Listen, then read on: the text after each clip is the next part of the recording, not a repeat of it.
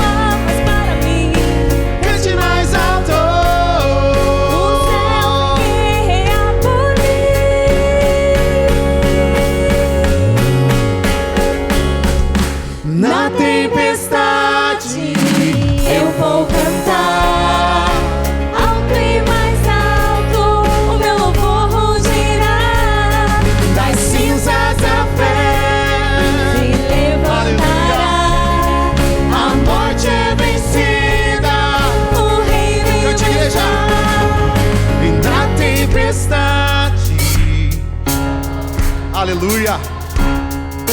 Nós cantaremos alto porque o nosso Deus vive. Ele reina para todo sempre. Aleluia.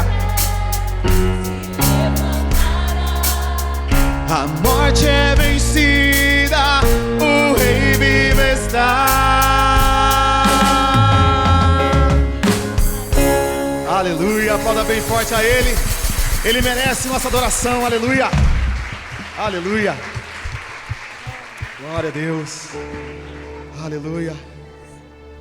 Santo é teu nome, Paizinho querido. Tu és o grande, eu sou, Pai maravilhoso. Te exaltamos, te bendizemos neste lugar, Senhor. Tu és maravilhoso.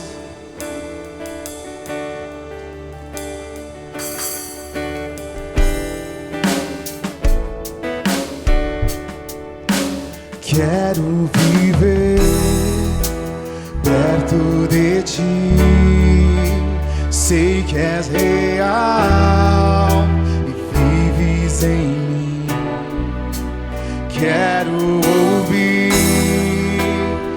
anjos cantarem em uma só voz.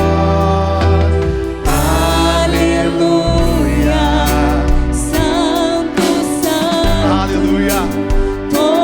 poderoso, Ele é o grande. o grande eu sou. Ele é digno. Que é digno, não há outro.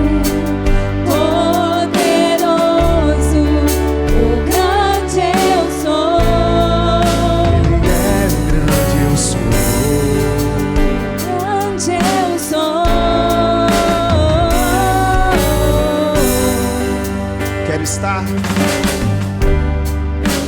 Quero estar perto de ti, amar tua palavra e ouvir tua voz. Ver ossos secos, convido outra vez em uma só voz. Cantamos. Aleluia, Santo, Santo, Poderoso, o grande eu sou, que é digno. não há outro.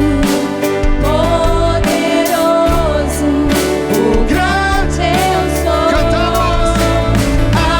Aleluia, Santo, Santo, Poderoso, o grande eu sou. que é digno. Não há outro. Poderoso, o grande eu sou. Ele é o grande eu sou. O grande eu sou.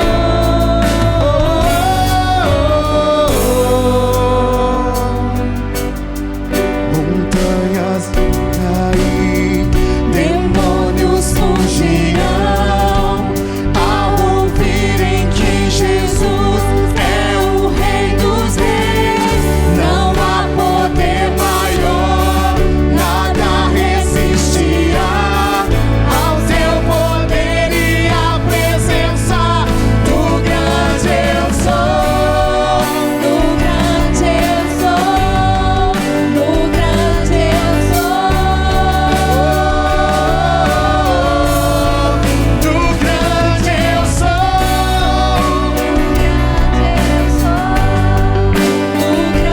eu sou. Cantamos. Aleluia. Oh, aleluia, Pai. Tu és poderoso, Senhor. Aleluia.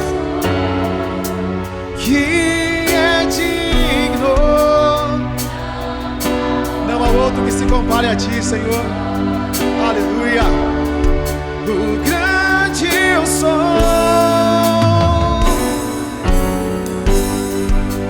Vamos declarar mais uma vez. Montanhas.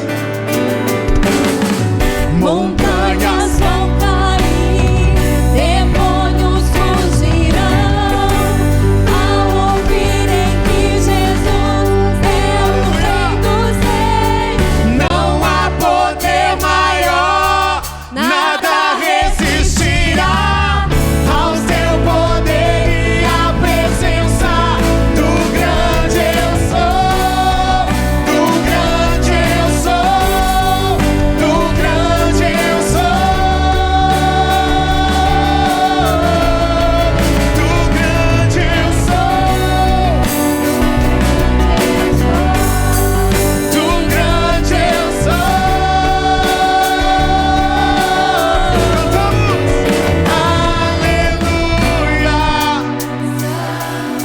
Aleluia. Poderoso, Senhor. O grande eu sou. Tu és digno da nossa adoração, papai. Aleluia. Poderoso. O grande eu sou. Ele é o grande eu sou. Grande eu sou.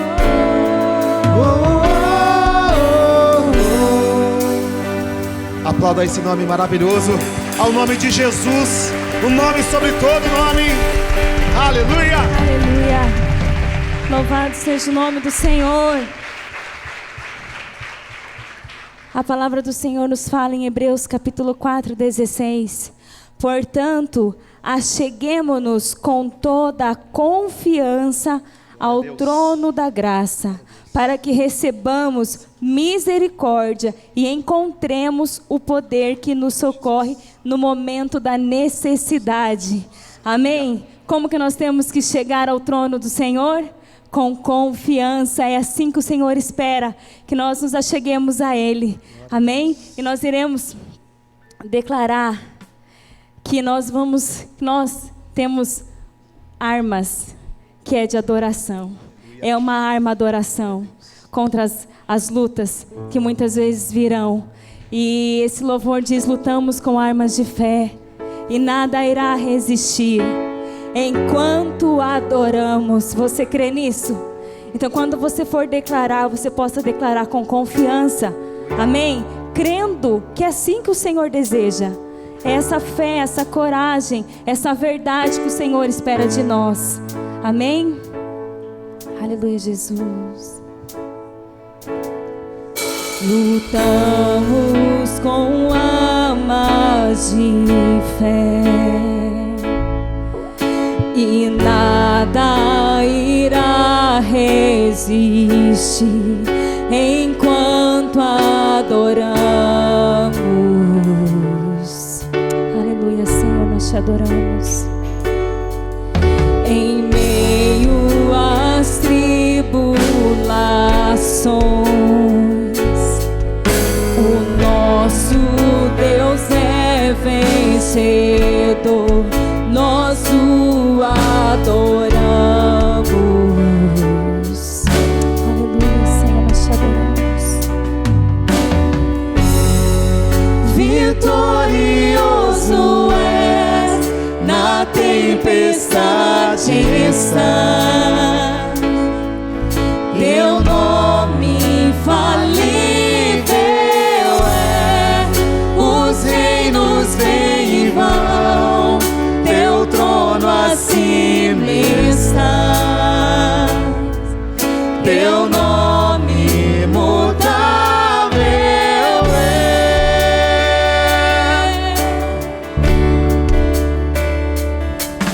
O inferno não prevalecerá.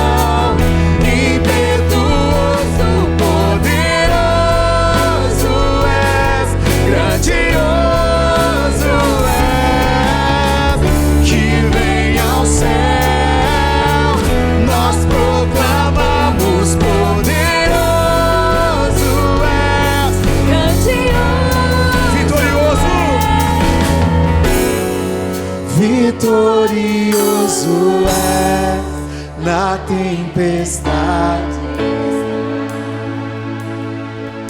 Teu nome infalível é.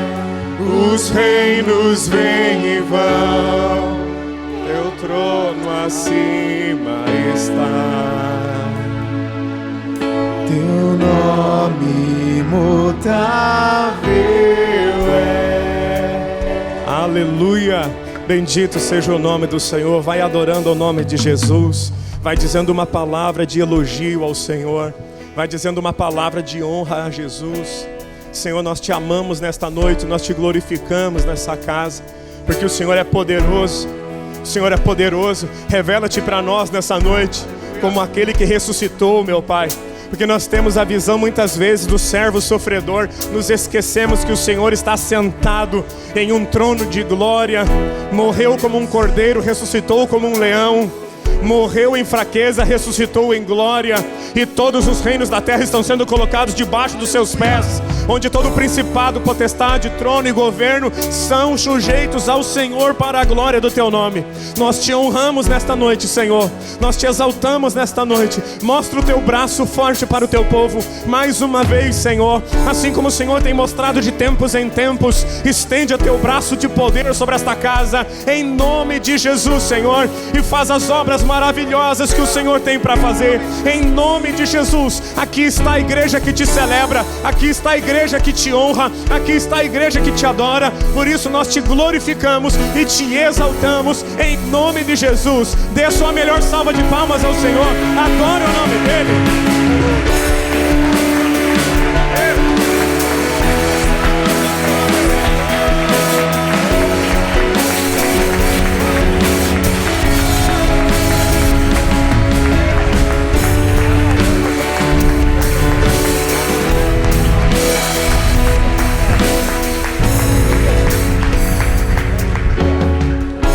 Glória a Deus. Você pode se assentar em nome de Jesus. Sentando, olha para o teu irmão enquanto você senta. Diga para ele: irmão, você é um abençoado em nome de Jesus.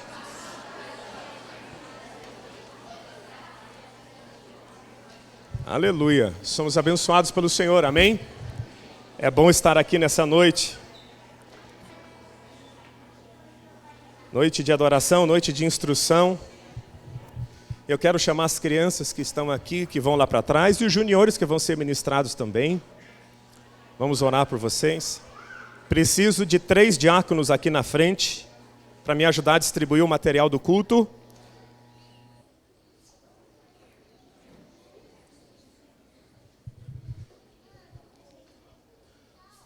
Dá um por adulto. Comece pelos adultos, depois pelos juniores, por favor. Amém. Fechou? Maravilha. Amém, irmão? Glória a Deus, aleluia. Vamos orar?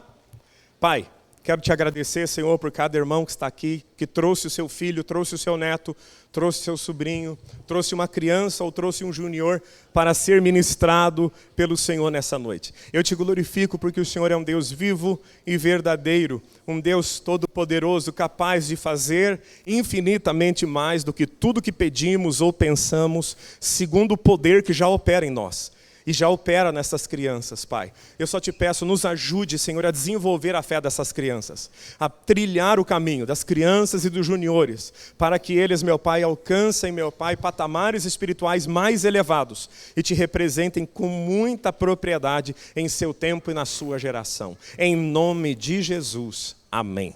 Amém. Deus é bom. Eu vou abrir o outro microfone aqui. Glória a Deus.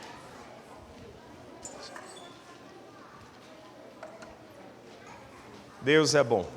Estão me ouvindo aí atrás? Estão me ouvindo bem? Amém? Sim? Os jovens estão ouvindo lá, os adultos também. Amém. Você vai receber o material de apoio para você poder acompanhar, e se você trouxe uma caneta, para você também poder escrever. Nós vamos continuar hoje com o tema Batalha Espiritual, que é a Guerra aos Santos, que é uma série de estudos da palavra. Eu queria ter feito isso num sábado à tarde, mas aí a agenda vai apertando, se você fica procurando muito espaço, você não faz nada. Eu falei, então vamos quebrar aqui e vamos fazer no culto mesmo. Aí toda a igreja pega a instrução. Pegaram lá? Lá em cima estão recebendo ainda. Essa folha é para você acompanhar, tem as telas aqui, vou pedir para o diaconato só apagar essas duas para nós aqui. E a gente vai seguir um pouquinho mais escuro aqui na frente.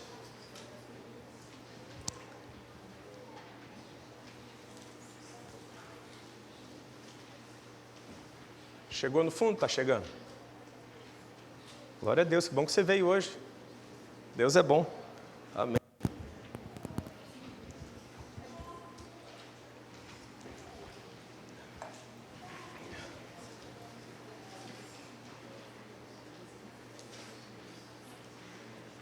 Vocês entregaram primeiro para os adultos, depois para os juniores e crianças, né? Só que não. Eu tenho mais uma aqui, se alguém precisar. Chegou lá? Amém? Não, o da igreja pode até deixar. A luz da igreja pode deixar, só essa daqui mesmo. Isto, aí. Nós vamos orar como fazemos de costume, e aí nós vamos começar o ensino da palavra nesta noite. Se você puder fechar seus olhos, quero que você feche um pouquinho os olhos, para que a gente possa orar. Deus sabe do nível de compromisso que você tem para estar aqui nessa noite. Deus sabe de toda a entrega que você fez, de todo o sacrifício que você fez, e eu digo para você, não será em vão, o Senhor lhe dará recompensa. Quem crê, diga graças a Deus. A recompensa é nossa, meu irmão. Pastor, você está falando isso com base em quê? Com base no livro de Hebreus, que Deus recompensa quem busca Ele. Eu sei que quinta-feira é mais sacrifício estar aqui, trânsito, correria de criança na escola, tudo mais, só que Deus, Ele recompensa um esforço maior. Quanto maior o esforço, maior a recompensa. Existe isso? Existe, claro que existe. Quanto mais nós nos entregamos a Deus, mais Deus se entrega para nós. Quanto mais Deus tem de mim, mais eu tenho de Deus na minha vida. É essa sinergia que acontece. Eu me entrego para Deus e Deus também se entrega para mim. Eu entrego o meu cansaço, Ele entrega o seu poder. Eu entrego o meu pecado, Ele entrega o seu perdão. Espera aí, pastor, mas isso é injusto. Isso é justo porque Cristo morreu no meu e no seu lugar. Então é justo que seja dessa forma. Então vamos orar? Coloca a tua vida nas mãos do Senhor. Ore na presença de Jesus. Peça para Deus falar com você. Peça para Deus usar o pregador dessa noite. Oremos.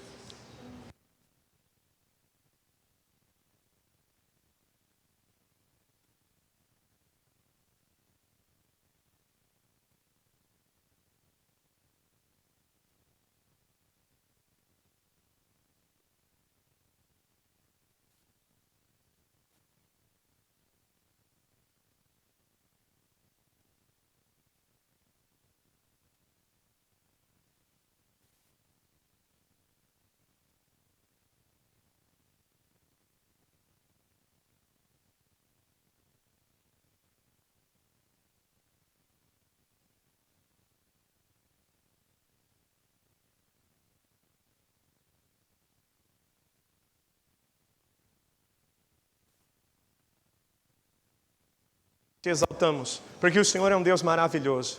Não há Deus como o Senhor. Nós queremos te honrar e te amar, meu Pai, mas precisamos de mais instrução da Tua palavra. E enquanto a Tua palavra estiver sendo ensinada, estende a Tua mão, quebra barreiras, quebra grilhões, despedaça fortalezas espirituais, para que o nome de Jesus seja glorificado. Assim eu oro e oro em nome de Jesus. Amém. Amém, gente. Vamos lá então, você tem um material agora na mão, com certeza, tem algum material perto de você. Se você quiser anotar, você fica livre ali, assim a gente facilita e fixa melhor. Como eu disse para você no domingo, existem pregações que são pregações de ânimo, existem pregações que são pregações de edificação, e é isso que nós estamos fazendo domingo, hoje, e eu acho que ainda vai domingo e outra quinta, é uma impressão que eu tenho. É instruir a igreja, é dar ferramentas na mão da igreja para que ela lute a batalha espiritual e vença. Amém? Guerra aos santos. Pode colocar lá para nós, vamos direto ao ponto. Quem é o nosso inimigo? Nós falamos isso no domingo, certo? Nosso inimigo, segundo o livro de Efésios, capítulo 6, verso 12. Não é o pai, não é a mãe, não é a sogra, não é o governo, não é o juiz, não é o polícia, não é o opressor, não é o povo estrangeiro, não é o povo que pratica feitiçaria. O nosso inimigo é o diabo. Amém, gente? Isso é confirmado no livro de 1 Pedro, capítulo 5, verso de número 8, quando diz: estejam alertas e fiquem vigiando, porque o inimigo de vocês, vírgula, o diabo, anda por aí como um leão que ruge, procurando quem possa devorar. Então nós temos um inimigo declarado, e esse inimigo, a Bíblia chama ele de diabo. Não é crendice, não é crentice, não é forma de linguagem.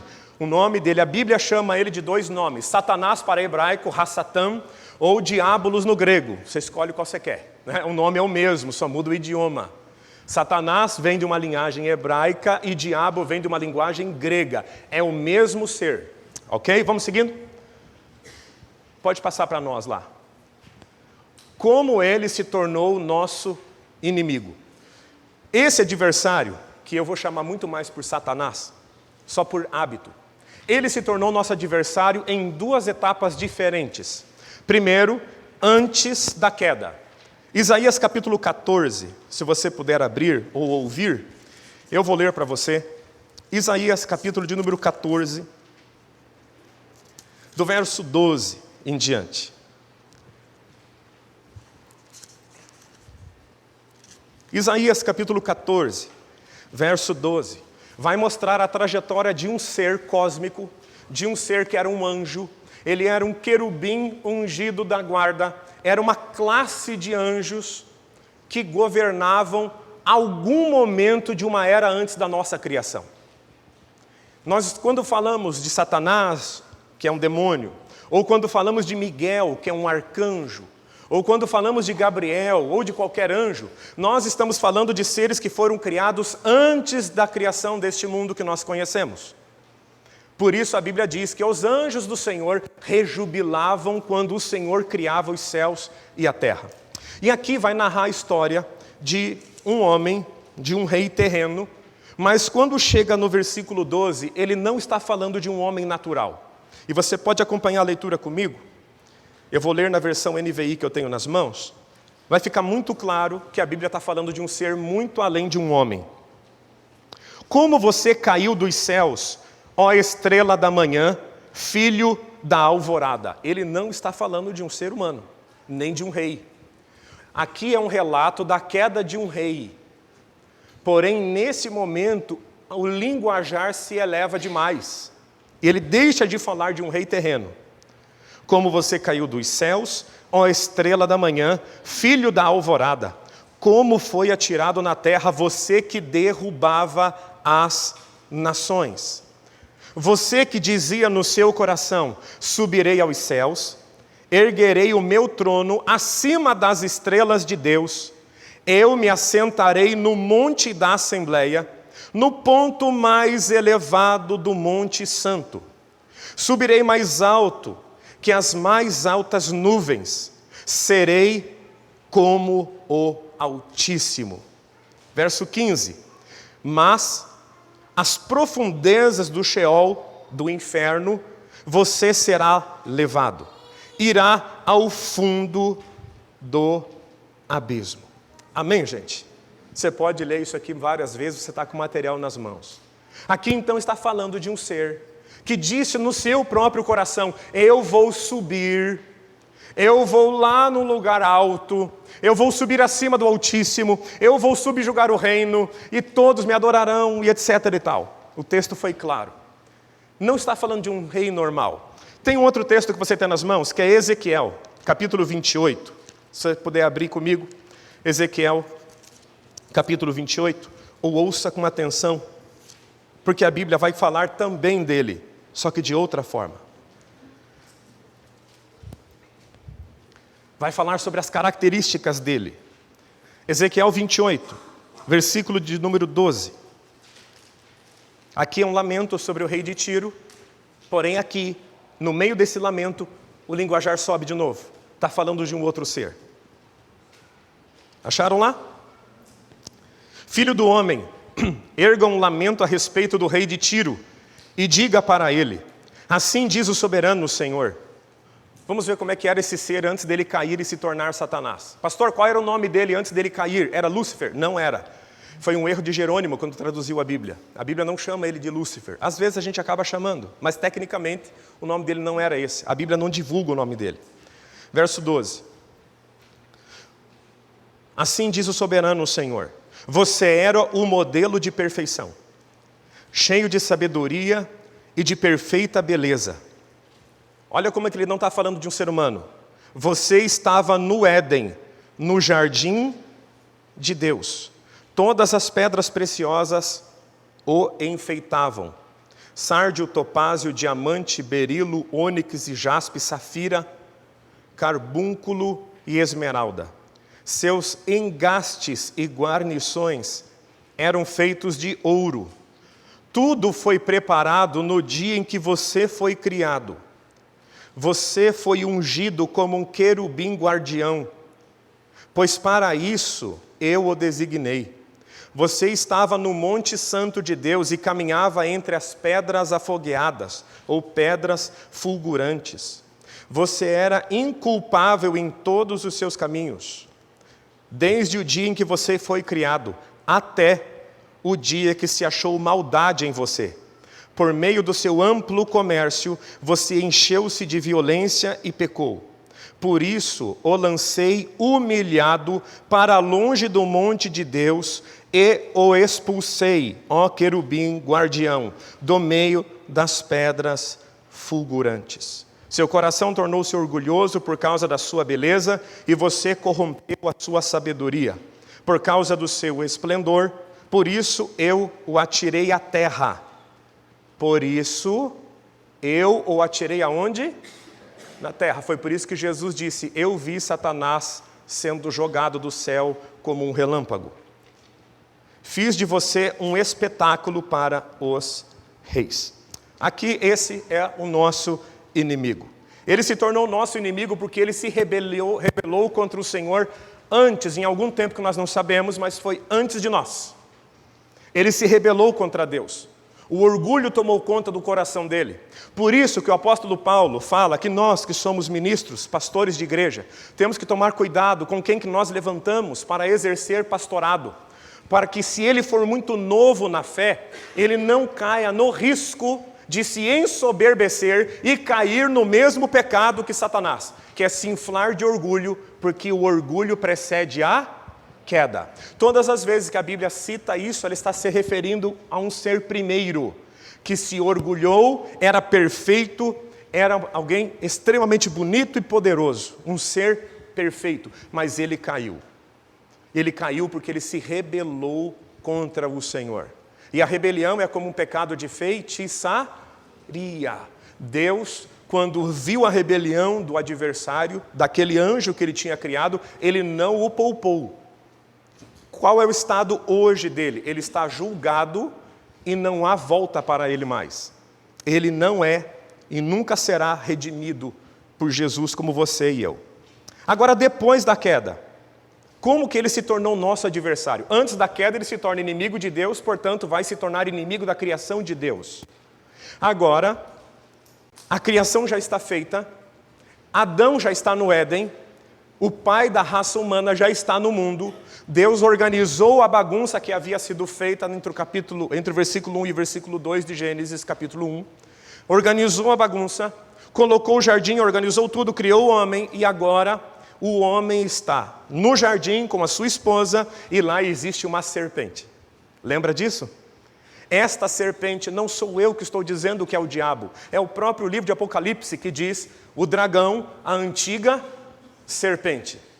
De alguma forma, se o diabo possuiu a cobra, ou se ele tomou a forma de uma cobra, para nós não importa muito. O importante é que o texto diz: porém, inimizade entre você e ela, entre a descendência da serpente e a descendência de Eva. A palavra, se você quiser anotar, A palavra para inimizade no hebraico é eibá, ela significa ódio. Você sabe a diferença de raiva ou ódio? O que é ódio? Quem pode nos ajudar aí? Qual é a diferença? Ódio não é um sentimento de raiva. Raiva é uma coisa muito diluída. Imagine que o ódio é uma raiva extremamente concentrada. Ódio é um negócio extremamente profundo. Se fossem cores, imagine um espectro de cores. Não sei se você já foi comprar alguma cor, né? Hoje está em moda, estava na moda esses tempos atrás, acho que ainda está. Os tons de cinza. Você já viu tanto de tom de cinza que existe? Para mim, existia cinza claro, cinza médio, cinza escuro. Você imagine que a raiva é um cinza bem clarinho e o ódio é um preto absoluto. Quando Deus dá uma sentença, é Deus que dá a inimizade. Ele olha para a serpente, ele olha para a mulher, olhando para ambos, ele diz: eu coloco em vocês, entre vocês dois, ódio. Nunca vai haver outro sentimento legítimo entre as duas raças. Uma raça que Deus criou, humana, e a descendência da serpente.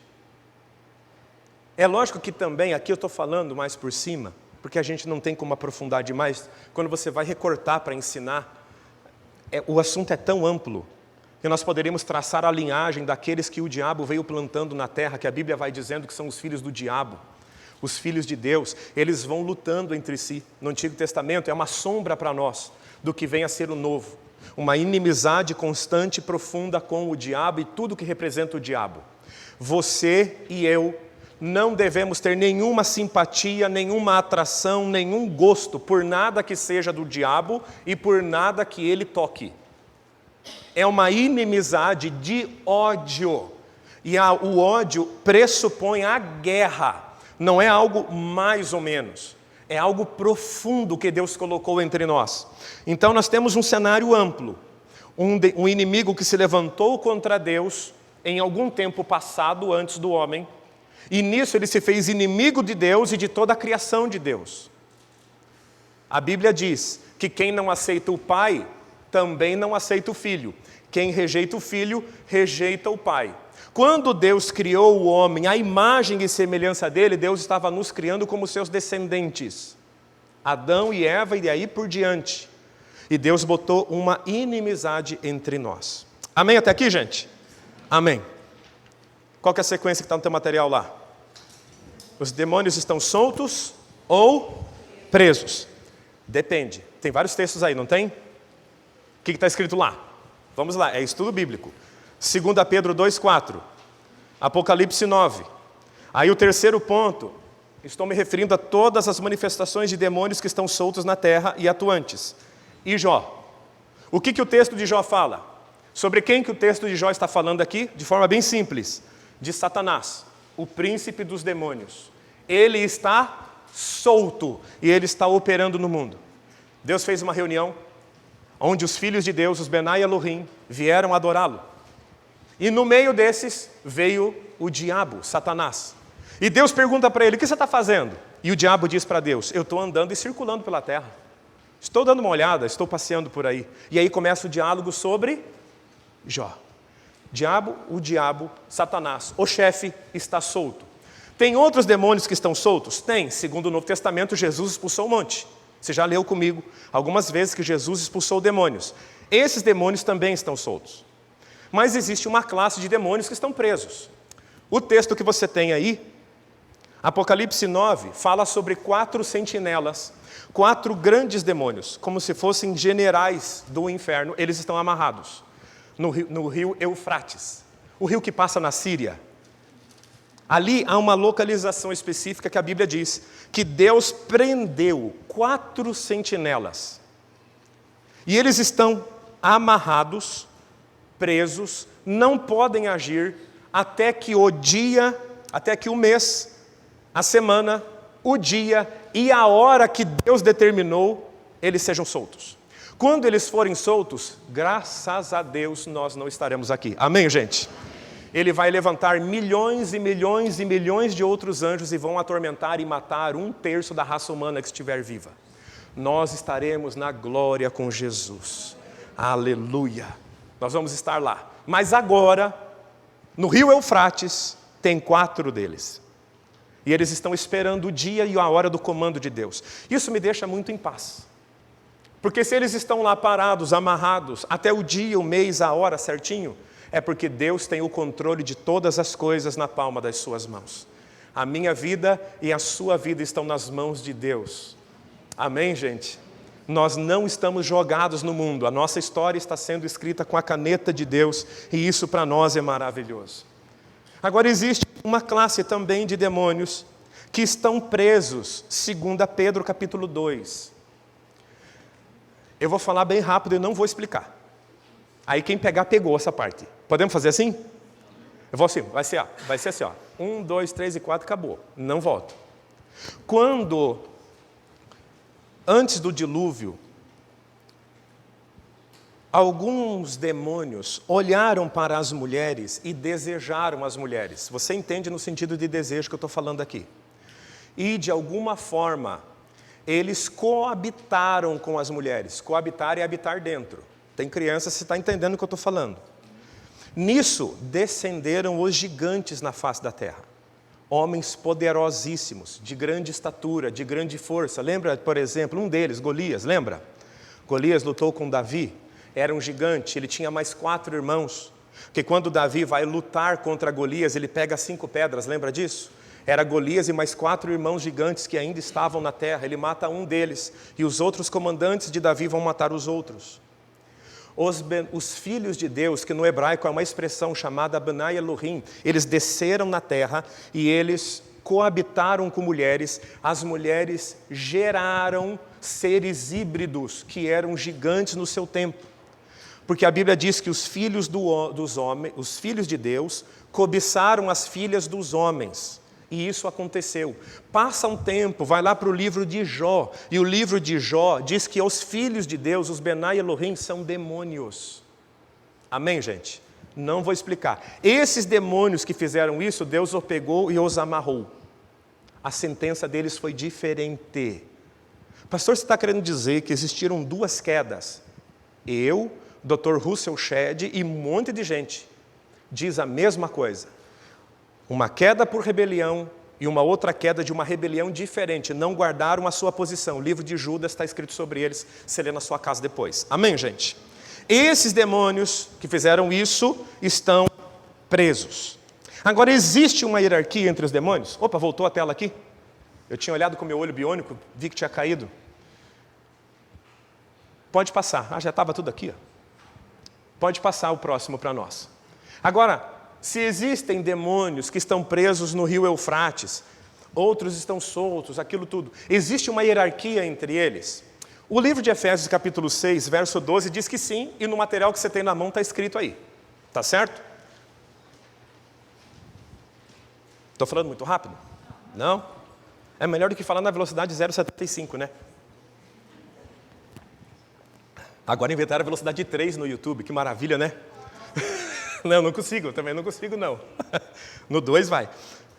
Vamos lá, capítulo 6 de Efésios, fala sobre 4 tipos de classificação que a Bíblia dá para espíritos malignos. Pastor, isso tornaria o tema muito claro? Não, a Bíblia não entra muito nisso, mas no que ela entra a gente consegue pesquisar. Existem 4 classificações no texto de Efésios, capítulo 6, verso 12. Eu vou ler o texto para ficar claro para nós, apesar de que eu sei que você já sabe.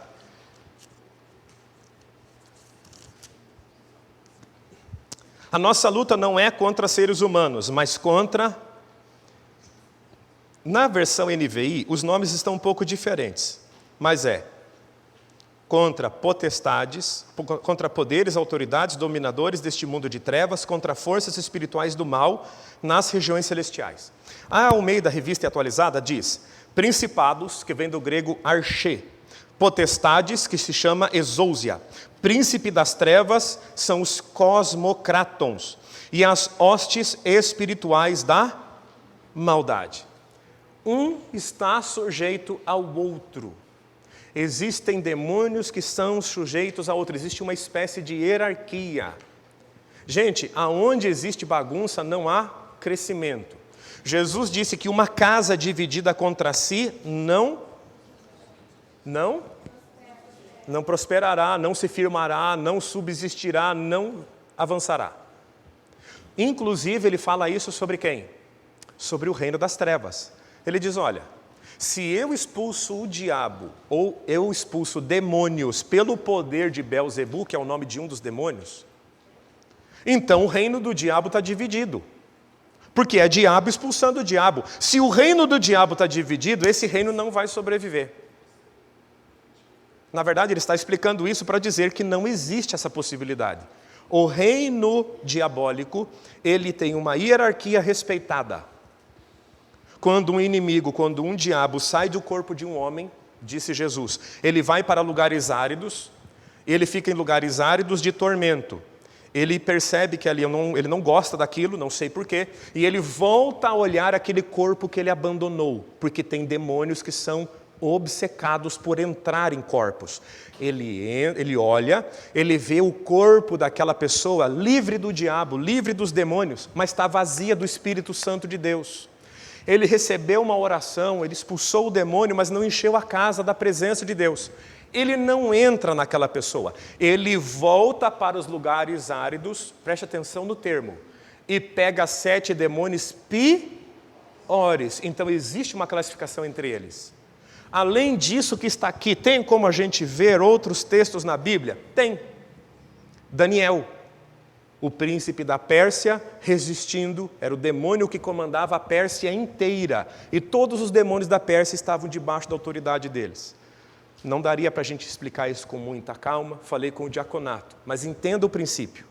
Existem demônios que comandam nações e abaixo deles umas subcategorias, e assim vai funcionando, até os espíritos que entram nos corpos dos seres humanos. Amém, gente? Agora, tudo isso que eu falei até agora foi para chegar aqui, sobre o que é mais importante para nós aqui, entender como funciona a atuação diabólica na prática. Como que isso funciona? Tem lá o próximo slide para nós? As ações malignas para atrapalhar os que hão de herdar a salvação. Gente, todos os demônios, todos os seres que caíram, eles têm um único propósito. Não é tirar Deus do trono, não é tirar Jesus do trono, mas é atrapalhar a vida tua. Olha para o teu irmão e fala, é atrapalhar você mesmo, irmão. É você mesmo.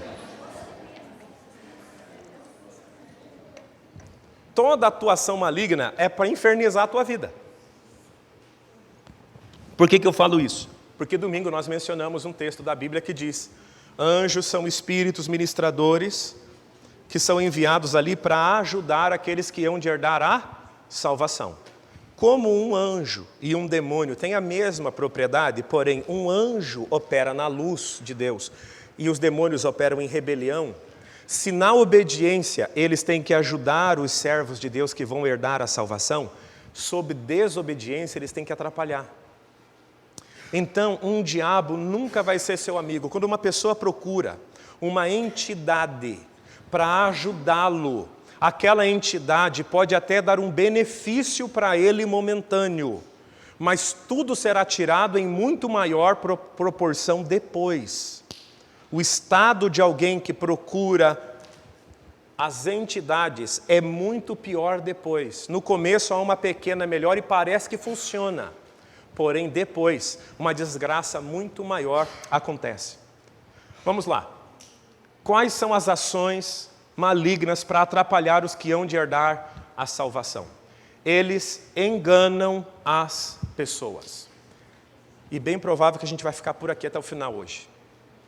Eles atrapalham as pessoas. Eles enganam estas pessoas. Veja, a Bíblia diz que quem mente é filho do diabo. Quem disse isso? Fui eu ou foi Jesus? Jesus disse isso.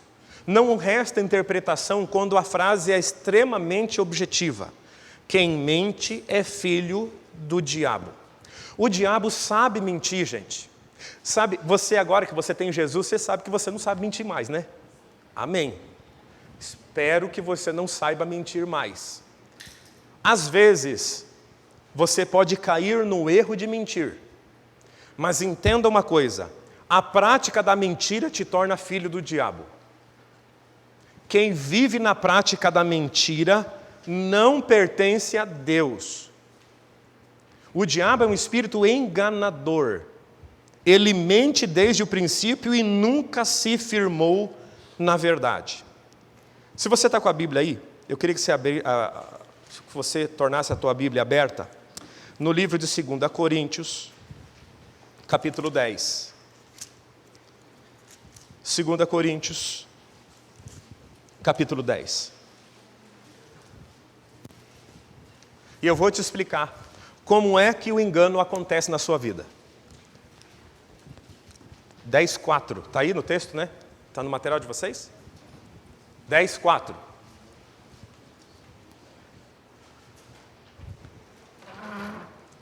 Quem pode ler esse texto aqui? Deixa eu pegar o microfone. Ei, pastor, agora eu vou correr do culto. Não, se você for tímido, eu não vou chegar nem perto do você. Tímido reconhece tímido, gente. Nós nos conhecemos. Quem pode ler? Quem quer ler? Eu posso. Não. Ela falou primeiro, cara.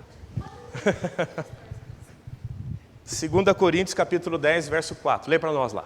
Usamos as armas poderosas de Deus e não as armas do mundo para derrubar as fortalezas do raciocínio humano e acabar com os falsos argumentos. Só o 4? Vamos lá. Uhum. Ele está falando do que ali? Fortalezas.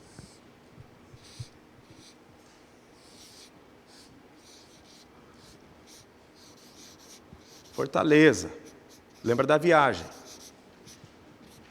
Fortaleza. Qual é o objetivo do diabo na área do engano? Fazer uma fortaleza na sua cabeça. Ele quer fazer um ninho em você. Como que ele faz isso? Como é que faz para acontecer isso? No texto de vocês, na folha de vocês ali, tem uma sequência? Como é que está lá na folha de vocês?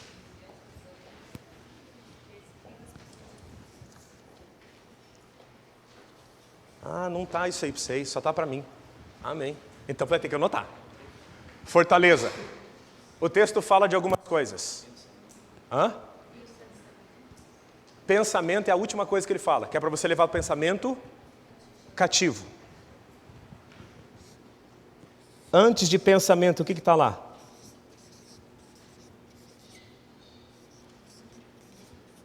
Vamos lá, gente. É aula. Estamos numa aula. Hã? Antes de pensamento. Tem que ser na área para você pegar os termos. Pega lá. Quem está com a Bíblia aberta? Pensamento é o último.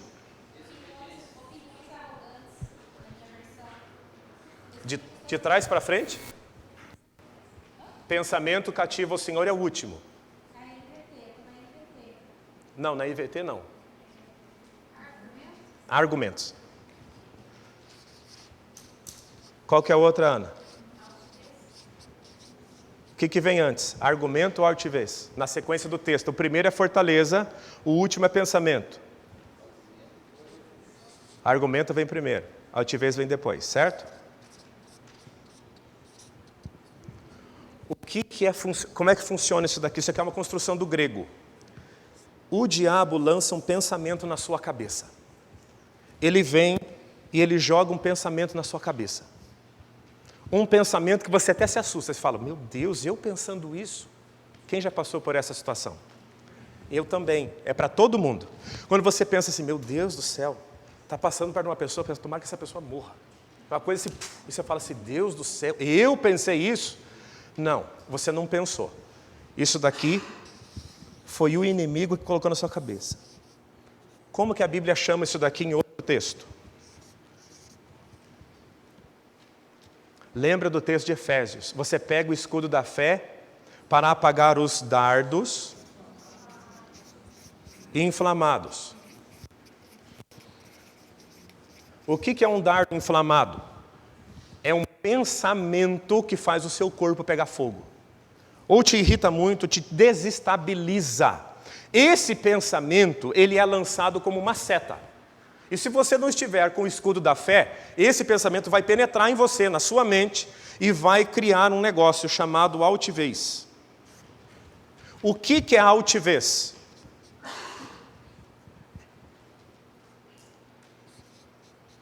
É um pensamento que começa a se estruturar. Ele se estrutura dentro de você.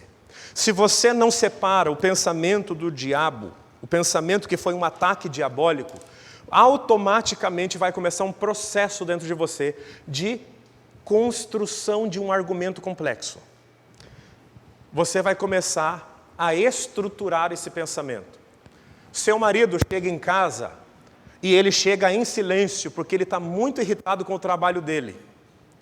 Ele entra em casa e não te cumprimenta direito e você pensa assim, tá vendo? Deve ter outra mulher. Isso aqui é dia a dia. Deve ter outra mulher. Esse é o pensamento. Você não rejeita o pensamento. Aí você começa, realmente. Começa a estruturar o pensamento. Tal dia ele não estava assim. Ele não estava bem.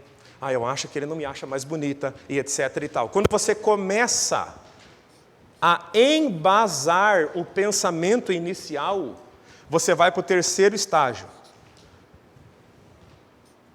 E aqui chama-se elevações. Você cria argumentos refinados em cima de um pensamento que o inimigo colocou na sua cabeça. Você começou a estruturar com outros argumentos teus, observações tuas, e agora você tem uma elevação dentro da sua mente. Você tem aquilo que a Bíblia chama de logismos, uma lógica de raciocínio aqui dentro. Agora você está convencida que o teu marido tem outra mulher. Quando você chega nesse ponto, mesmo ele não tendo, amém? Você criou uma fortaleza. O que é uma fortaleza? Um ambiente onde o inimigo tem acesso à sua cabeça.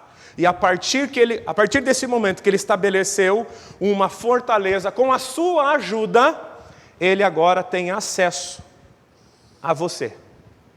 A Bíblia diz, não deis lugar ao diabo. E na sua cabeça começa a primeira porta de entrada, aonde você pensa, eu vou na igreja, eu tomo ceia, eu canto ao Senhor, eu leio a Bíblia. Como que o inimigo pode me atacar? Uma das portas está aqui. Ele precisou da sua ajuda e ele conseguiu. A pessoa pensa, ela não verifica se aquilo é fato, ela começa a estruturar aquele pensamento se torna algo elevado e depois ele se torna uma fortaleza e o inimigo tem acesso àquilo. Lembra dos filmes de guerra, antigamente? Filmes de guerra, quando as pessoas usavam mais armas, hoje está todo mundo usando drone nas guerras, mas antigamente eles estavam aqui, os soldados, eles faziam uma valeta chamada trincheira. Faziam uma valeta, colocavam em sacos de areia, tal, aquela coisa toda, e a tropa estava aqui. Aí, de repente, qual era o objetivo? Ir avançando para uma próxima guarnição, uma próxima fortaleza. E assim o inimigo vai ganhando espaço na sua casa, nas suas finanças, dentro de você, no seu casamento. Ele vai derrubando você de dentro para fora. Como é que a gente resolve isso? Como é que a gente luta contra isso? Filtrando aquilo que entra na cabeça. A minha avó tinha uma frase, ela dizia assim, eu não posso impedir o passarinho de voar sobre a minha cabeça, mas eu posso impedi-lo de fazer um ninho sobre ela. Tem sentido isso para você? Quando eu leio esse texto de Corinto, eu sempre lembro dessa frase. As pessoas vivem muito sobre suposições, elas vivem demais com suposições. Mas eu acho que é isso, é porque eu estou sentindo aquilo, é porque eu percebo tal coisa. E a gente chega e pergunta, você falou com a pessoa? Não. O diabo está sambando na cabeça da pessoa. Ele já está aqui com um acesso tranquilo na vida daquela pessoa. Já fez a fortaleza mental onde ele pode ali, avançar para a vida daquela pessoa. E a pessoa está dizendo, não, o fulano não gosta de mim, o ciclano não gosta de mim, porque minha mulher me olhou atravessado, porque meu marido não está falando comigo, o meu marido chegou bravo em casa, deve ter outra. Você já foi falar com o seu marido para perguntar se ele tem outra? Não, calma, só estou dando um exemplo. Né? É que a gente vai se empolgando com o tema, né? Vai se empolgando. Você perguntou para ele? Você aferiu? Gente, isso daqui, ó.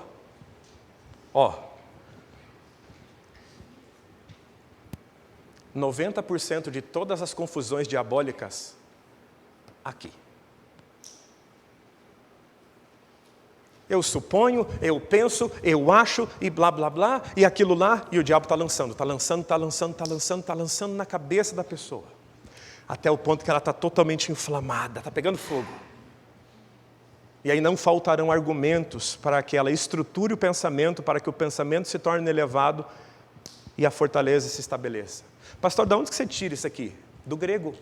É a construção grega do texto que aponta para isso. A palavra grega para pensamento é pensamento que está usado aí no texto da tua Bíblia. A palavra pensamento é um pensamento raso, qualquer pensamento. A outra palavra usada, só que é de trás para frente. Porque o texto está dizendo assim de Paulo, tem que destruir isso daqui, ó. Como que eu destruo isso daqui? Começando da base. Eu pego todo o pensamento e levo cativo a Cristo. Eu pego esse miserável desse pensamento e eu levo ele à obediência de Cristo. Eu pego esse pensamento da minha cabeça, eu vou conversar com a pessoa para verificar se aí acontece e a gente constata que não é, a pessoa continua pensando, ele falou, mas eu acho. Ele falou aquilo, mas eu ainda estou pensando naquilo. Você vai orar sobre isso, você vai pegar esse pensamento. Olha como é difícil. É muito difícil. Pega o pensamento e chega assim, Deus, eu estou pensando isso, isso e isso dessa situação. E eu estou colocando este pensamento debaixo da tua autoridade. Se ele não é teu, destrói esse pensamento no meu interior em nome de Jesus. 30 segundinhos de oração. Resolveria 90% dos problemas que a gente enfrenta. Inclusive no ministério. Eu penso, eu acho aquilo e aquilo outro e vai pegando fogo. Essa é uma porta de entrada. Não deis lugar ao diabo. Como é que eu dou lugar para o diabo? Primeiro, isso não está aí, claro. Talvez, acho que tem negrito até, talvez. Primeira oportunidade, porta, como é que está escrito aqui? Primeira porta de acesso, 2 Coríntios capítulo 10, seus pensamentos. Se você conseguir pegar os seus pensamentos e fazer esse simples pensamento, essa simples oração. Pastor, mas não acredito que é tão simples assim. É. A Bíblia não é um livro de complexidades. A Bíblia te ensina a resolver a tua vida. Quando a Bíblia diz que você tem que pegar cativo o pensamento, como é que você vai agarrar o pensamento? Não tem como você pegar assim, abrir a cabeça, pegar o pensamento e levar. Você tem que verbalizar. Você pega o pensamento e encapsula ele. Como é que você encapsula um pensamento? Falando. Aí você pega esse pensamento, de verdade mesmo, gente, dobra o teu joelho e fala, Deus, eu estou enfrentando essa situação, na minha cabeça eu estou pensando exatamente assim. Você fala para Deus o que você está pensando. Por quê? Porque faz parte do teu processo, não de Deus. Deus já sabe o que você está pensando. É você que precisa falar, não é Deus que precisa ouvir. Você precisa falar. Senhor, eu estou pensando isso aqui. Eu verifiquei fatos e parece que às vezes não bate, mas não consigo me livrar desse pensamento. Então agora eu coloco ele aos teus pés. Você vai fazer isso quantas vezes? Se for um pensamento maligno, até que esse pensamento suma da sua vida. E ele vai sumir rápido. Mas e se esse pensamento permanece e Deus começa a me trazer evidência que aquilo que eu estou pensando é verdadeiro? Aí você vai agir de outra forma. Paulo está falando, olha, a fortaleza tem que ser derrubada. E ela só pode ser derrubada se você trabalhar na base, os pensamentos. E aí tem um texto para você aí, se eu não me engano está para você. Não está, para você não está, só está para Filipenses. Escondi de vocês. tudo que é bom, justo, digno de fama, louvável, se há algum louvor nisso pensais. Presta bem atenção. Toda vez, dica prática, que a sua cabeça parece que está sendo levada de um lado para o outro, é porque você está sob um ataque diabólico. A Bíblia diz que até mesmo um homem sábio pode se tornar louco por causa da opressão. O que é opressão? É o inimigo lançando um monte de pensamentos difusos na cabeça daquela pessoa. Toda vez que você está pensando demais, você não está conseguindo segurar seus pensamentos, aquilo é um ataque do inimigo para você. E o que você vai fazer? Vai levar o teu pensamento cativo ao Senhor. Chorar não resolve. Irmãos, a nossa luta não é contra carne e sangue. A nossa luta é contra principados, poderes, principados, potestades, príncipes das trevas e hostes espirituais do mal. Amém, gente? Como é que você vai fazer a partir de hoje? Você vai trabalhar de uma forma potencial em cima dos seus pensamentos. Eu não vou avançar para outro ponto, porque ali tem: desviam pessoas de Deus, buscam destruir a vida das pessoas com opressão, enfermidades e possessão. Mas eu vou tratar disso no domingo. Porque senão a gente só aprende e não pratica. E eu preciso que você ore comigo agora sobre essas coisas. A palavra de Deus diz: a nossa luta não é contra carne e sangue. Nós estamos em um ambiente de luta espiritual. Pastor, mas eu não quero lutar. Você já viu que no capítulo 6, no verso 12 de Efésios, é a da Rita, viu, gente? Eu tinha que pegar a Rita. Efésios capítulo 6, verso 12, diz que a nossa luta não é contra carne e sangue. Pastor, mas eu não quero lutar, eu não quero guerrear, eu quero fingir que isso não existe. Uma coisa acontece com você quando você não tem um coração disposto a guerrear as guerras espirituais. Isso está escrito no livro de Êxodo. Deus olhou para a nação de Israel e tirou Israel do Egito. Nós estamos vivendo muito esse clima e vamos falar mais disso porque estamos chegando à Páscoa. Amém, gente? Páscoa, dia 12 de abril, sábado à noite, domingo, sexta, sábado, domingo. Nós vamos tratar sobre isso, mas como é muito amplo o tema da Páscoa, a gente vai tratando antes. A Páscoa foi Deus tirar o povo de Israel do Egito. E quando Deus tira o povo de Israel do Egito, tinha um caminho que era um caminho assim fácil. Quer dizer, fácil, era um caminho curto, 11 dias de viagem. A Bíblia fala no livro de Êxodo, capítulo 13, que Deus olhou para o coração da nação de Israel e disse assim consigo mesmo. O diaconato já ouviu isso no sábado de manhã, no domingo de manhã. Se esse povo for pelo caminho dos filisteus, o coração deles provavelmente vai derreter diante da guerra. E eles vão querer voltar para o Egito de vontade própria. Então, farei eu com que o povo de Israel dê voltas, para que eles não encarem a guerra agora por causa do coração deles. Eles ficaram meses em peregrinação até chegar na porta da terra prometida. Quando chegou na porta da terra prometida, cruzaram ali, estava perto do Jordão, estava tudo lindo, vamos entrar. Enviaram espias. Quando os espias voltam, eles dizem: gente, nós não vamos ganhar a guerra. E o coração do povo derreteu. E o povo teve medo da batalha. Então Deus olhou para eles e falou: agora volta para o deserto, todo mundo aqui vai morrer. Vocês não guerreiam para entrar onde eu disse para vocês entrarem. Eu estarei com vocês, darei vitória a vocês sobre todos os inimigos. Como vocês não acreditam, voltem para o deserto agora. E eles falaram assim entre eles: não, a gente não vai conseguir vencer os inimigos, os nossos filhos serão comidos por eles. Deus fala assim: essas crianças que vocês disseram que seriam alimento de gigantes, eles vencerão e entrarão na terra. Vocês morrerão todos no deserto. O que eu aprendo disso? Que quando eu não tenho um coração para guerrear, eu perco as bênçãos que Deus separou para a minha vida. Demora demais o processo. Em meu nome, expulsarão demônios. Você não expulsa demônios no seu nome, na sua santidade, no seu caráter, apesar de que você tem que ser um cristão. Você não expulsa demônios porque você é forte, porque você lê muito a Bíblia.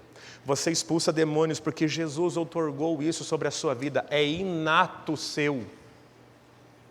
Mas o diabo cria fortalezas na sua cabeça para você enxergar o diabo grandão e Deus pequenininho. E aí essa fortaleza faz com que você pense, nossa, o diabo é muito poderoso, os demônios são muito poderosos para mim.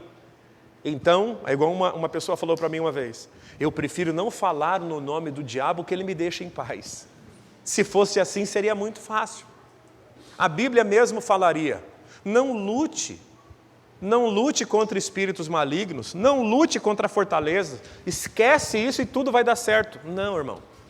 Tinha uma filha de Abraão que estava presa há 18 anos por um espírito de enfermidade. Nós falamos sobre isso no domingo, não falamos? A palavra presa é que havia um laço. Ela acreditava em Deus, ela estava na sinagoga. Havia um laço. Às vezes o inimigo consegue, através daquilo ali que eu te mostrei no quadro, amarrar sua mente, amarra suas mãos, cala sua boca e torna o teu coração tímido para a batalha. Nenhum de nós deveria ter medo de nenhuma hoste espiritual. Porque a Bíblia diz que Jesus expôs a vergonha, todo o principado, potestade, trono e governo do mal, na cruz do Calvário. Jesus venceu. Jesus, imagine assim, Jesus é um juiz que determinou que o diabo, os demônios, têm que retroceder. Quando um juiz assina lá uma desintegração de posse, ou que uma pessoa tem que sair de um terreno, não vou usar os termos jurídicos para evitar que eu erre, porque eu não estudo sobre isso. Mas eu sei que quando o juiz dá uma determinação para que alguém saia de um terreno que foi invadido, essa determinação, a grosso modo, vai na mão de alguém chamado oficial de justiça. E o oficial de justiça vai lá e executa. Se a pessoa não quer sair, ele chama o quê? A polícia. A polícia. Os irmãos da farda. Esses irmãos truculento, bravo. Pensa na parte espiritual. Deus derrotou os inimigos. E Ele deu a sentença na sua mão para que você desaproprie. E Ele deu todos os anjos e todo o poder que está nos céus sobre vocês. Eis que todo o poder... O que a Bíblia fala? Todo o poder me foi dado no céu e na terra. Portanto, não. Todo o poder está do nosso lado. Mas a fortaleza mental, a fortaleza dentro do homem diz que não dá, que ele não consegue. Eu quero orar com você, porque eu não quero passar muito do horário. Quero honrar a tua vinda aqui, não passando do horário que nós nos predispomos a estar. Você pode ficar de pé? Eu quero orar com você agora. Gê, devolve aqui para mim, por favor. Obrigado. Fecha um pouquinho seus olhos. Fecha um pouquinho seus olhos na presença do Senhor. Qual pensamento está durando aí dentro da sua cabeça? Pensamento recorrente. E você fala, meu Deus, isso parece que não é meu. Esse pensamento não provém do Senhor. Meu irmão, você tem poder do Espírito Santo para destruir as obras do diabo. Deus te deu esse poder. A Bíblia diz, Jesus veio para destruir as obras do diabo. Jesus disse, todo o poder me foi dado no céu e na terra, então vão. O juiz está dizendo, eu já dei a sentença que ele tem que sair, vai lá e tira ele.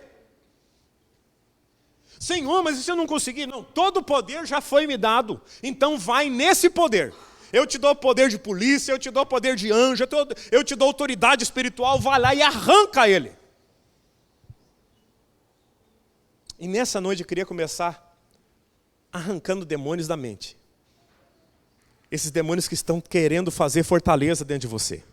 Fortaleza dentro do seu interior. Domingo nós vamos continuar o estudo da palavra. Existem outras portas que nós precisamos atacar também, outras entradas. Tudo dentro da palavra de Deus. Mas hoje, vamos nos concentrar nessa porção que Deus nos deu agora. Quais pensamentos estão te aterrorizando? Estão atormentando você?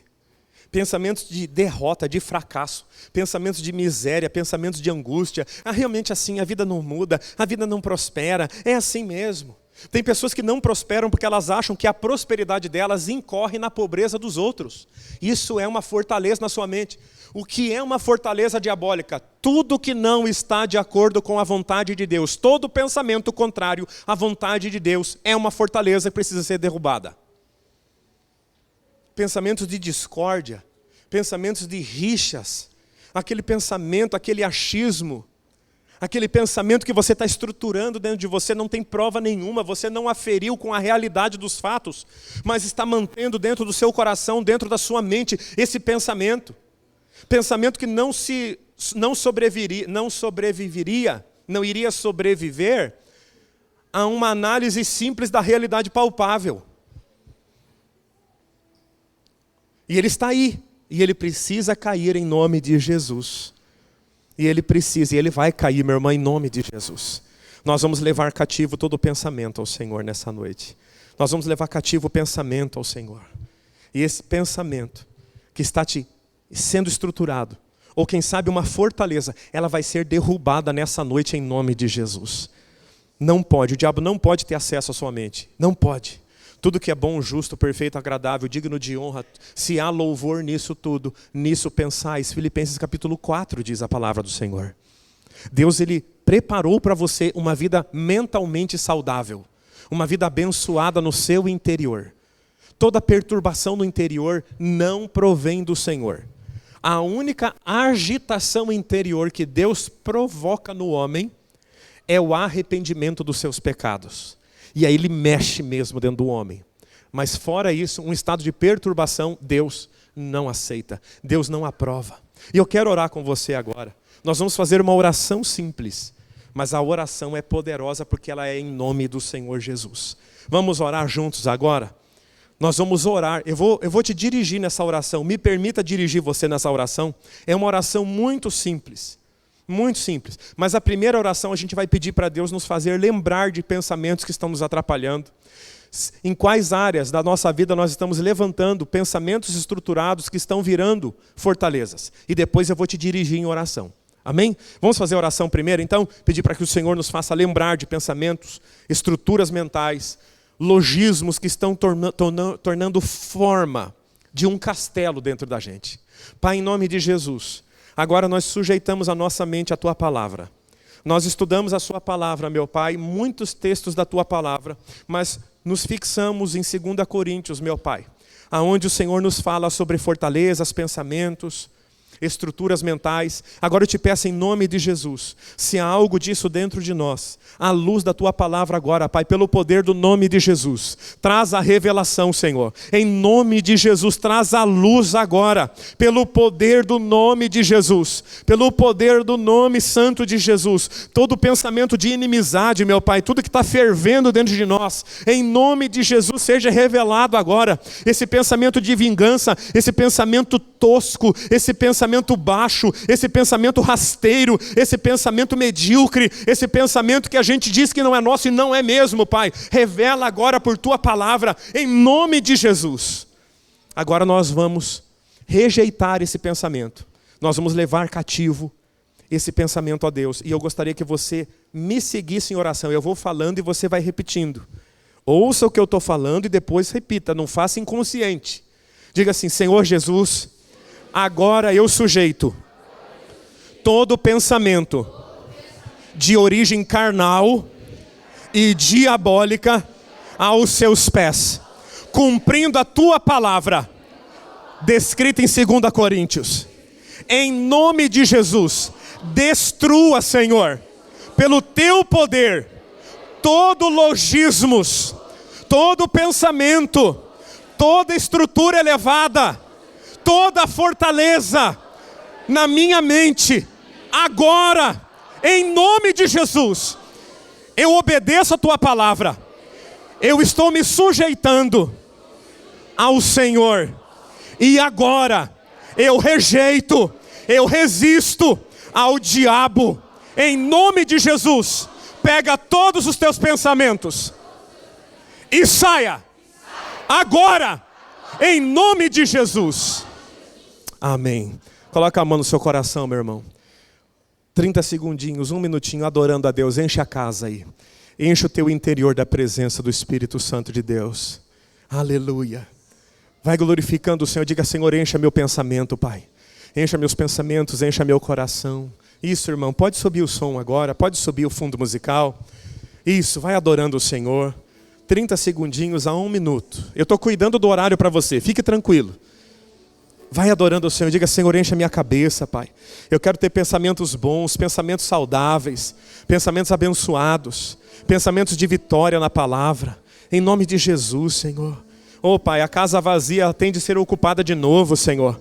Queremos encher a nossa mente com a Tua palavra, com pensamentos que vêm do Teu Espírito Santo. Em nome de Jesus, Senhor. Age em nós, age em nós. Enche a casa, enche o meu coração, enche a minha mente com o Teu Espírito, com pensamentos elevados, com pensamentos saudáveis, Pai. Em nome de Jesus, Pai. Sara o meu interior com o Teu toque. Sara-me, Senhor, em nome de Jesus. Oh, Pai, em nome de Jesus, sara a Tua igreja, Senhor. Que não haja brigas, discussões, invejas, que não haja disputas no nosso meio, oriundas desses pensamentos, Pai. Em nome de Jesus, enche cada departamento, cada crente, cada cristão, cada devoto, cada pessoa que saiu da sua casa numa quinta-feira e veio adorar ao Senhor. Eu oro agora com eles, Pai, adorando o Teu nome, em nome de Jesus. Aleluia. Você pode aplaudir o Senhor? Aplauda o Senhor. Aleluia.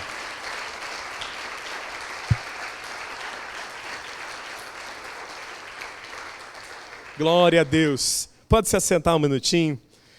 É bom, gente, a gente aprender da palavra do Senhor. Agora eu quero 1 minuto da sua atenção. O Gui vai fazer um momento de dízimos e ofertas. Eu quero que você ouça. Não vai demorar, nós já estamos encerrando o culto para a glória do Senhor.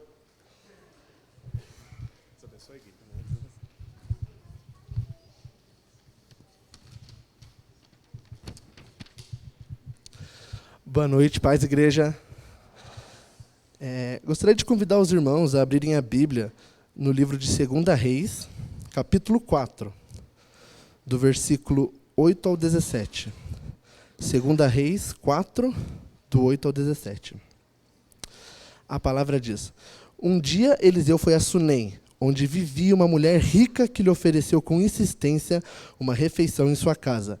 Depois disso, sempre que passava por aquela cidade, ele parava para visitá-la e comer alguma coisa. Certa vez, ela sugeriu ao seu marido: Olha, sei que esta pessoa que sempre nos visita é um homem santo de Deus. Portanto, vamos construir para ele no terraço um quarto de tijolos e colocar nele uma cama, uma mesa, uma cadeira e uma lamparina. Deste modo, sempre que passar por nossa casa, ele poderá se hospedar nele. Um dia, quando Eliseu chegou a essa casa, subiu ao seu quarto e deitou-se para descansar um pouco. Mandou o seu servo Geazi chamar a mulher sunamita. O moço a chamou, e assim que ela chegou, Eliseu mandou Geazi dizer-lhe: Tu tens sido generosa e nos proporcionado muitos benefícios. O que poderíamos fazer por ti? Gostaria que eu intercedesse por ti junto ao rei ou ao comandante do exército? Diante do que ela respondeu: Eis que vivo em paz entre o meu próprio povo. Mais tarde, entretanto, Eliseu perguntou a Geazi: O que poderíamos fazer em favor dessa mulher? Geazi respondeu: Bem, ela não tem filho e seu marido é bastante idoso. Então solicitou-lhe Eliseu: Vai e chama de novo. Geazi foi e a chamou. E ela chegou até a porta, e Eliseu lhe declarou: Por volta desta época, no ano que vem, terás um filho nos braços. Contudo, ela ponderou: Não, meu senhor, não iludas a tua serva, ó homem de Deus. Entretanto, assim como Eliseu lhe afirmara, a mulher sunamita engravidou, e no ano seguinte, no tempo certo, deu à luz a um filho. Olhando assim à primeira vista, não parece fazer muito sentido com dízimos e ofertas. Mas se a gente for analisar, né, a mulher sunamita, ela viu que Eliseu era um homem de Deus e confiou nele do seu coração, né, e decidiu fazer uma oferta, né, que foi construindo ali para ele um quarto, para ele se dormir quando ele fosse passar por aquela cidade. Ela fez isso sem pensar em nada em troca, né? E o que aconteceu? Deus, né, viu a generosidade da mulher e o abençoou com um milagre, né, que foi a gestação dela. Embora a Bíblia não fale ali a idade dela, eu acredito que ela era uma mulher um pouco mais velha, talvez até quase chegando próximo da idade de não poder mais ter filhos. Então, irmãos, quando a gente for devolver os nossos dízimos, nossas ofertas, que a gente devolva com esse coração, né, de sempre estar pensando em algo em troca e sempre pensar em investir na obra de Deus. Então, gostaria de convidar os irmãos que vão dizimar e ofertar a se colocarem de pé.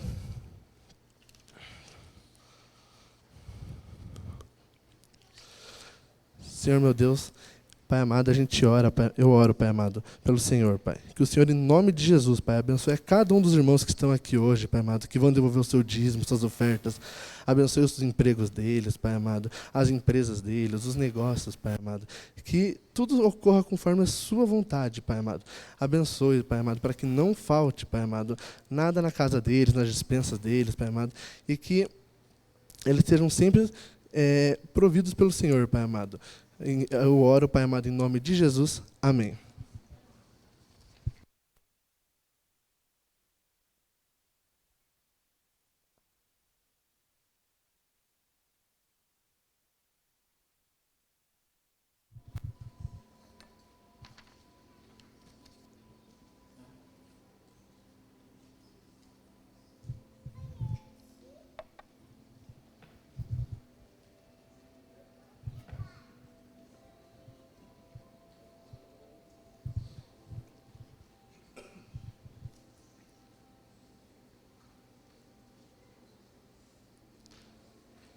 Amém. Graças a Deus. Gente, eu tenho um recado aqui importante. Nós precisamos de ajuda de uns irmãos, porque vai ter um café colonial à tarde aqui no sábado, né? Amém? Olha só que maravilha. Vai estar aí.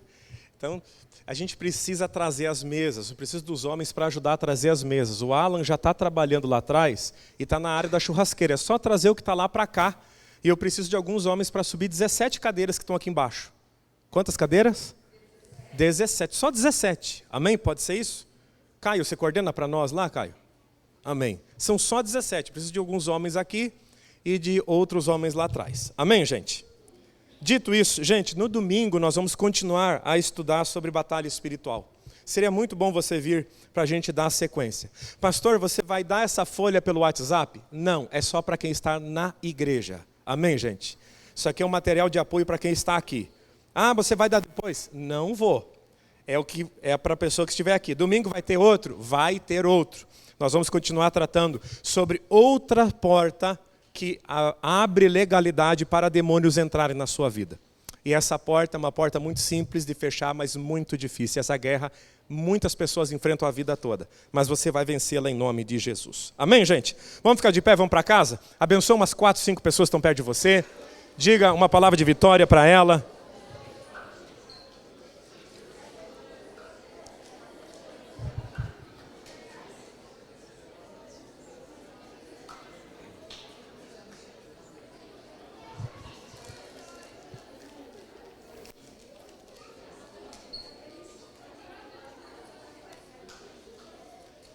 Amém. Aleluia. Deus é bom. Pai, obrigado por esse culto. Obrigado por esses irmãos abençoados, meu Pai. Que a Tua palavra fique no nosso coração. Que a Tua palavra permaneça trabalhando em nós. Agora, meu Pai, frutificando para o reino. Pois a Tua palavra jamais volta vazia. Senhor, se alguém precisa de um milagre, de uma bênção, meu Pai, de uma manifestação do Senhor, agora, Pai, enche a vida dessa pessoa dessa resposta. Dá para ela, meu Pai, o que ela vem buscando. Abençoa a casa, abençoa as finanças, abençoa o ministério, abençoa o coração desse irmão, dessa irmã. Que esse problema seja resolvido, meu Pai, pelo poder do nome de Jesus. Que esse imbróglio, meu Pai, seja resolvido quanto antes, ainda ainda essa semana, pelo poder do teu nome, dá para a tua igreja vitória, paz e prosperidade, Senhor. Leva cada um debaixo das tuas mãos, leva a tua igreja debaixo da tua autoridade. Que o Senhor te abençoe, o Senhor te guarde, que o Senhor faça o seu rosto resplandecer sobre você e tenha misericórdia de você. Que o Senhor sobre ti levante o teu rosto e te dê a paz do nosso Senhor e Salvador Jesus Cristo. Vão em paz. Eu abençoo a todos em nome de Jesus. Amém. Deus abençoe, gente. Até domingo.